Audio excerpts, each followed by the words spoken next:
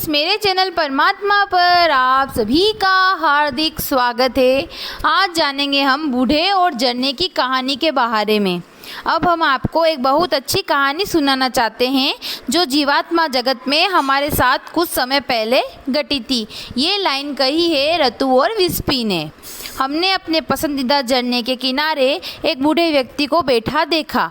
बूढ़े व्यक्ति यहाँ ना के बराबर दिखाई पड़ते हैं। कहाँ ना के बराबर दिखाई पड़ते हैं दोस्तों? जीवात्मा जगत में बूढ़े व्यक्ति ना के बराबर दिखाई पड़ते हैं, क्योंकि आत्मा जो ही बुद्धिमान होती है वे यहाँ युवा हो जाती है। इसलिए हम उस व्यक्ति को देखकर काफ़ी हैरान हुए। हमने उनसे पूछा, क्या आप नए आए हैं सर?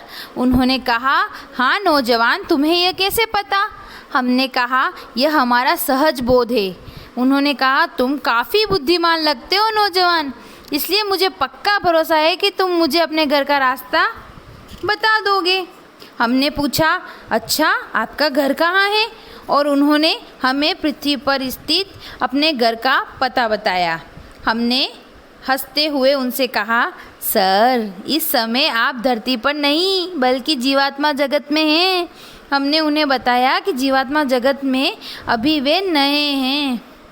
उन्होंने हमें इस तरह देखा मानो हम किसी पागल खाने से भागकर आए हों और बहुत धीरे से कहा, मुझे लगा तुम बुद्धिमान हो, क्योंकि मैं किसी तरह इस छुट्टी मनाने वाली जगह पर आ गया हूँ। हाँ, मैं इस जगह के लिए नया हूँ। छुट्टी? हमने कहा, सर आप छुट्टी से अपने घर वापस आए हैं? उन्होंने जवाब दिया, हे भगवान, वाकई ये लोग पागल हैं, यहाँ से निकल लेना ही ठीक रहेगा। और वह वहाँ से भाग निकले।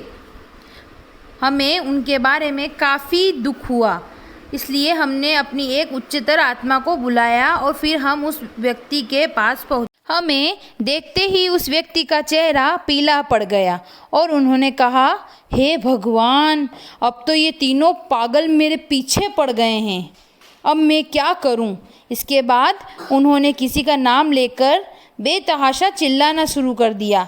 बाद में हमें पता चला कि यह पृथ्वी पर उनके बेटे का नाम था। हमने उन्हें लाख समझाने की कोशिश की कि जीवात्मा जगत इतना सुंदर हो सकता है कि मरने के बाद भी आप एक खूबसूरत सी जगह में रह सकते हैं, पर वे मानने को तैयार ही नहीं हुए। हमें कुछ और उच्चतर आत्माओं को बुलाना पड़ा जो परिस्थितियों को अच्छी तरह से समझा सकते थे। हम सभी इकट्ठा हुए और उन्हें हमने एक एक चीज़ बताई, उनके आसपास की चीज़ों को दिखाया। थोड़े समय के बाद उन्होंने हम पर भरोसा हो गया। उन्हें इस बात पर यकीन हो गया कि हम सच कह रहे थे।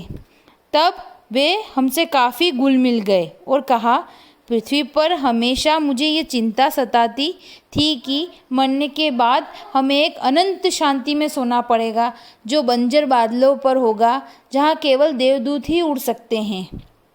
हमें उनकी बातों पर हंसी आ गई। हमने उनसे कहा कि हमने कभी यहाँ किसी देवदूत को उड़ते नदी नहीं देखा। इस पर उन्होंने कहा, ओह, इसका मतलब ये है कि हम स्वर्ग में नहीं हैं, तो फिर स्वर्ग में कितना सुंदर होगा। हम फिर हंसे। उन्हें फिर समझाया, यह उच्च लोक है और यही स्वर्ग है, पर निश्चित रूप से उच्चतम लोक इतना सुंदर है जो हमारी कल्पनाओं से भी परे है।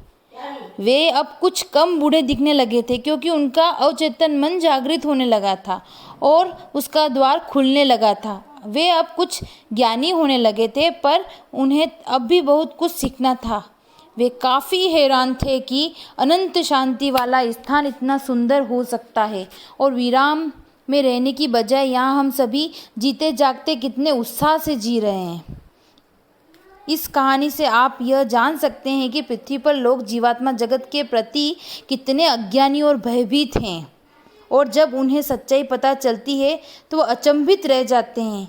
इसलिए प्रिय पृथ्वी लोक वासियों, जीवात्मा जगत बातचीत के जरिए अपने आप को जीवात्मा जगत के लिए तैयार कीजिए और अपने जीवन को ईश्वरीय भले मार्ग पर ले जाने का निर्णय कर लीजिए, ताकि आप उच्चतर लोकों में पहुंच सके। Thank you. अगर आपको मेरा वीडियो पसंद आया हो तो प्लीज़ लाइक कीजिएगा।